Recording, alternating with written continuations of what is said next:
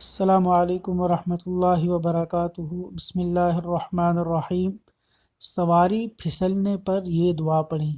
سنن ابو داود، حدیث نمبر 4982۔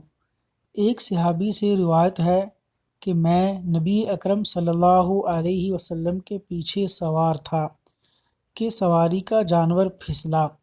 میں نے کہا شیطان کا برا ہو، تو آپ صلی اللہ علیہ وسلم نے فرمایا شیطان کا برا ہو یہ مت کہو، جب تم نے یہ کہا تو شیطان اکڑتا اور تکبر کرتا پورے مکان جتنا ہو جاتا ہے اور کہتا ہے کہ یہ میری قوت سے پھسل کر اوندا ہوا ہے، بلکہ بسم اللہ کہو۔